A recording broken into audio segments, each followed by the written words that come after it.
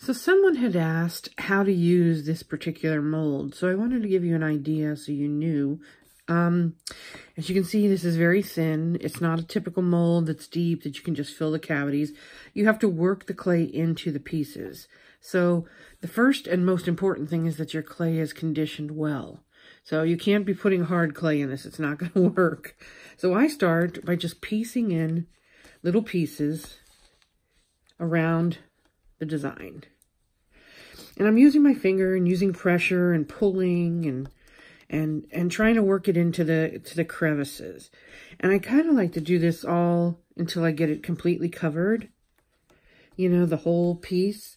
I'll use my rod to help kind of move it around. And you just keep going. But like I said, the most important thing is that your clay is well conditioned, because if it's a hard clay, it's just not going to work. So once I have the whole piece covered, I kind of want to work it in with my rod and make sure it's in there really nice. And then I'm going to start to shave it. And just start shaving off stuff from the top. You're probably going to have to go back and backfill some of the areas. Just be warned that sometimes you don't, you know, get everything all at once. And you can see the pattern starting to show through there. And so I keep going until I get all my clay pretty much shaved off.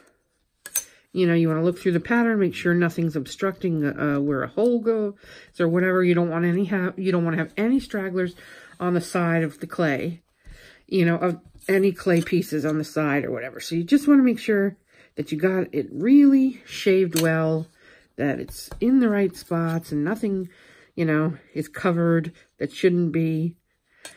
And when you do have that, you can then add it to another piece. So let me grab another piece of clay. Here's some red I have to show you. And, you know, really, I'd say the most important thing with this project is that the clay is kneaded well.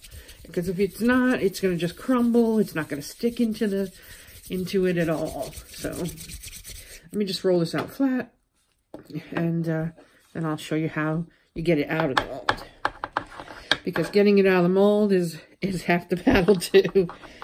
Okay, so I'm not going to do anything fancy here. I just wanted to have a piece of clay so you can see. So let me bring back in the mold. I have my clay and I'm going to lay it on top of there. And I'm going to give it a little press. Okay? And then I'm going to flip the whole thing. Sorry about that. So you can see there, I flipped it. You can see the design coming through. If you want, you can use your rod gently to kind of coax it. And once you feel that it's all attached to the other piece, you can start to peel it back. And voila, you have this absolutely gorgeous piece that really wasn't a lot of effort, but looks like you spent forever doing it. I'll take some good photos when the light's better. But it's as simple as that.